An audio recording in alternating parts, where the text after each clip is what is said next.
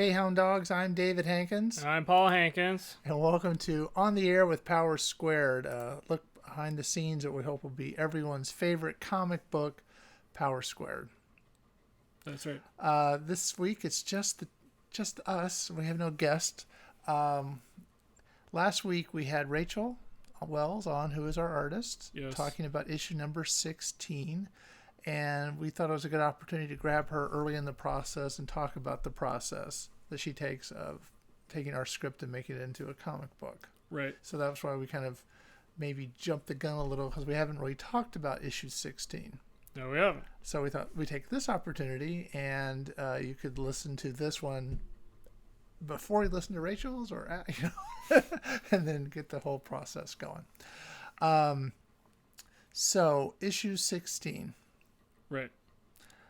So if you're reading along with us, we have issue 9 out. So we're this is 7 issues ahead from what we have published. And issue 10 is coming out in the next month or so. We're getting some final looks at, proofs done. Yeah. See what it looks like. See if we need to make any changes. And we have the T-shirts I wanted, I think are kind of ready to go. So that's kind of cool. So we're working on finalizing all that stuff. So we have a couple of story arcs, and then we come to issue 16. So issue 16 is we're going back. If you've read the first issue, which you have, yeah. There's a panel where Dr. Atlas is talking about a young boy that has the Viribus compound. Yes. Billy O'Shea. And so guess what? Billy comes back. Yes. And with him comes his yokai, Raven. Yeah. And she's the one that actually, like Mocha, she has the same sort of relationship that the boys have with Mocha. Right? Right. She's the one that granted them the powers, and as a reward. And so we don't actually get into their backstory until issue 17, but we're introducing Billy O'Shea and Raven in issue 16. Yes. Or reintroducing Billy O'Shea. So Billy is a truck driver. Yes. And Raven accompanies him on his runs. Not only is Billy super strong, but Billy is also very punctual, which is really important for a guy making deliveries. Yes, it is. Right. We also get a chance to see a little of Mocha and Raven have a backstory. Yeah. Which opens the issue. Mocha, as you know, is a Kasune, multi-tailed fox. Yes. And she, at one point, meets Raven through a kind of not a good circumstance. Nope. I don't know if you want to go into that. I don't know. Okay. Well, let's just say Raven doesn't have any kids. And Mocha has something to do with that. So, anyway. So they have history of their own. Yes. And so, anyway. And then Raven has been sort of hiding Billy away from they have a sort of the common enemy, Dr. Atlas. Right.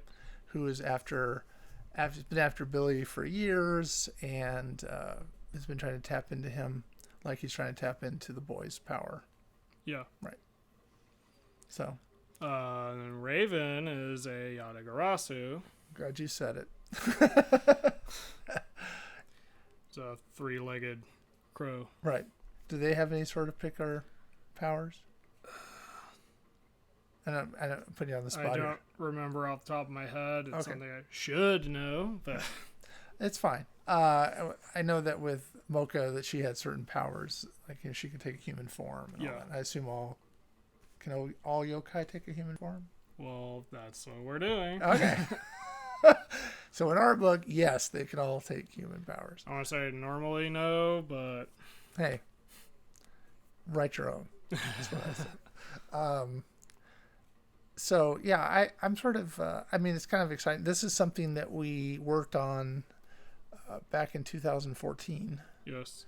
in the early days of Power Squared. Like, we didn't have an issue out yet at that point. We're just sort of writing scripts and looking for somebody to draw it. So that was, it was an idea we kicked around like 6 years ago, and we came up to the point where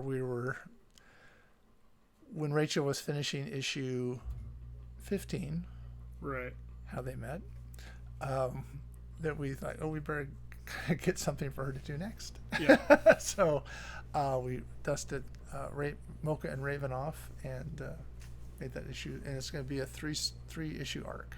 Yes. So looking forward to it.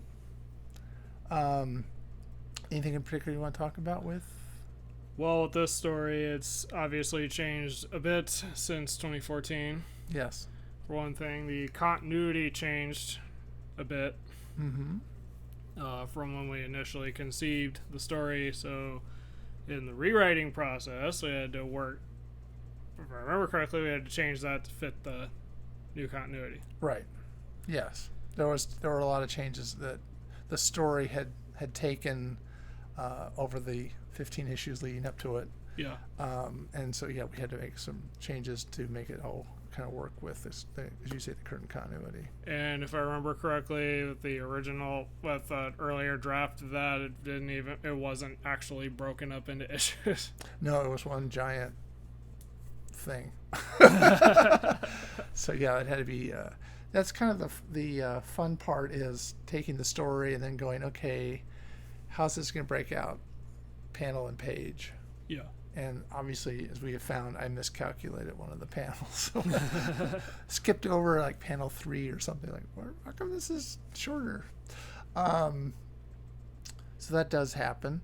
And then, it was sort of, it's fun to go back and revisit stuff and try to bring it up to, I'll say, current. And this one, we also have, there's like issue 15, there's not a lot of talking. Yeah. Which is kind of a new thing for us, since we're been kind of wordy in the past, which I think is good.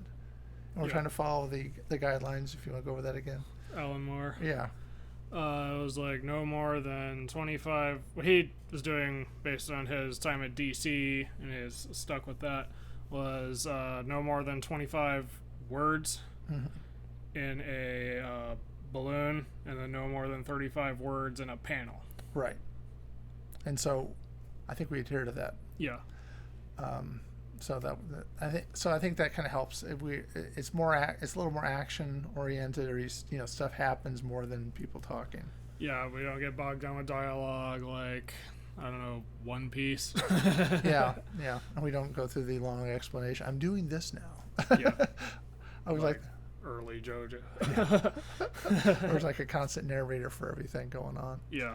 And I'm liking the idea that I think we're learning the craft of writing a comic book better. Yeah. And I like, and I think some of it, we needed to establish characters in the beginning. Yes. But now they're a little better established, and now we can kind of branch out and bring in other people. Yeah. So. So Mocha and Raven, how did we initially come up with this story? Just as a continuation of Billy O'Shea, or? I think the idea was, we planted in the first issue 3 of the villains, or 2 of the villains. Well, 3 technically. Yeah, right, because we had Dr. Atlas, and then we had Dr. Brubaker and Dr. Jordan. Right. So those guys were planted in the audience. Oh, she's going to see Dr. Atlas, and Brubaker and Jordan are in the audience with her. Yes. And those came up in the subsequent issues. I thought that was kind of clever. Yeah. And so we had planted Billy O'Shea as a character, and I thought it was just, let's go back and revisit him. And what would he be like? And this must be, let's say, 20 years later. We made it that time frame. Yeah. Or 20 or 30 or what, I forget exactly what the time frame is, but he's older, obviously. He's not a kid anymore. What would he be doing? Yeah. And how do you get his powers? And so we came up with the idea of Raven. And then, she's a yokai, Mocha's a yokai. I mean, what would a bird and a fox? So you see foxes tend to harass birds, Right. so it kind of made sense that maybe they would have a past. So I think it kind of grew Yeah. from a concept, but it's the idea is that we're, I guess, mining all the stuff that we, the Easter eggs, whatever you want to say, that we planted early on. We're getting through all those. So this would be the last of the things we planted in issue 1. Yeah. And then we're just kind of Faking uncharted it. territory. No, but I mean, we've thought with issue 10, 11, and 12 is one story arc. Yeah. Which we haven't talked about. It's What's in a Name is the story arc, and it's where the boys meet Quincy Davidson. Yeah. She has a middle name. Victoria. Quincy Victoria Davidson. I don't know, it's a fancy name. Who is the editor of the school paper. Yeah. And hilarity ensues. No, there's if this was the sitcom, that's what you would say.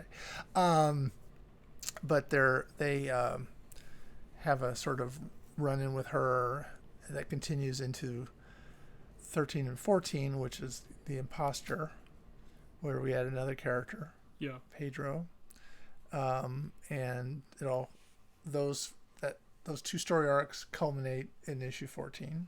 Yeah. And then issue 15 we thought would be good to have a one shot. And so we're going back and revisiting again issue 1 and show how Mocha met the boys and why she granted them the powers that she did. Yes. And get a little more so that's actually issue 2 we're going back to. There's a little bit of which of course you've read issue 2. You see where they see them get the powers, and then you get a little bit of the backstory behind how they got them or why she gave them to them. And then we were just trying to continue on with the story after that. So 16, 17, 18 will be Mocha and Raven. Yeah. And I don't know what we're doing for 19. I know you're working on something, and I know we also have some other stories. Yeah. Kind of we can develop further. Yeah. Now I'm trying to remember how we landed on Raven being a Yatagarasu. Was that my idea? Could have been. Admittedly, it might have been because of Yu-Gi-Oh! Okay. Well, because Yu-Gi-Oh! Has the spirit monsters, which are based on yokai and other Japanese right. Folklore. Right.